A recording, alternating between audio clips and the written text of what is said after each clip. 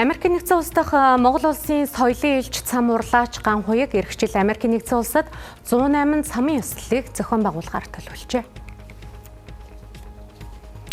Ирэх 2027 онд Монгол улс Америкийн нэгдсэн улстай дипломат харилцаа тогтоосны 40 жилийн ой тохиох юм.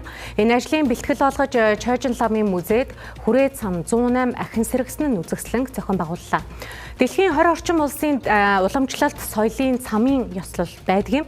За харин хүрээ цам Монголын ёс уламжлалыг өөртөө шингээж ирсэн өрмөц урлаг болж хөгжиж ирсэн түүхтэй. Хүрээ цамыг цаасан шуумлаар урлаж Монгол ёс бэлэгдлийг шингээж бүтээдэг онцлогтой юм. Цам урлаач Ган Хуяг нь 30 орчим жилийн өмнөөс цамын багийг урлаж эхэлжээ. Тэрээр 108 цамын бүрэн баг өмсгөлийг урлаж 2007 онд олонний хүртэл болгож байсан юм. Үүнээс хойш тэрээр эх орондоо төдийгүй олон улсад Монгол цамыг сурталчлан таниулж байгаа юм. Энэ талаар мэдээлэл өгүүлье.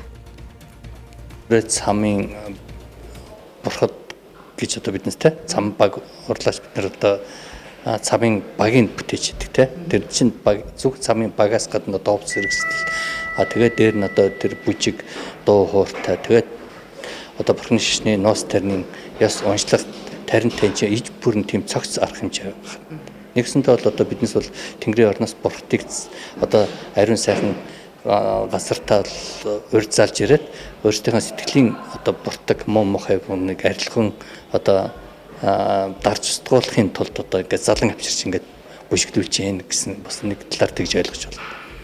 Тэгэхээр тийм цам баг бурхад гэдэг чинь бол өөр гэсэн өнгө төрхтэй сонирхолтой байдаг л да. Тухайлбал одоо ингээд зарим хүмүүс бас ингээд хараа сүхэн шашны урд юм одоо бурхны шашны зан үйл юм гэж харж яадаг бол тэр нь бол одоо үнэхээр нэг талаасаа бол тийм боловч бас одоо яг орчин үед бол одоо ингээд хүн зан олон биднийг сайн сайхны төсвийн тулд одоо энэ хүрээлэн байгаа орчин байгальд ертөнц энэ бүхэнтэйг зохицсон бидний одоо дотоод сэтгэлийн тэр муу мухайг арилгах гэсэн тийм л зан үйл байна. Тэгэхээр энийгээ бол бид нар бас урлагийн хэлбэрээр хүнд сонирхолтой харуулахын тулд одоо ингээд цам бүжиг болгон дэлгэн тавьчихдаг.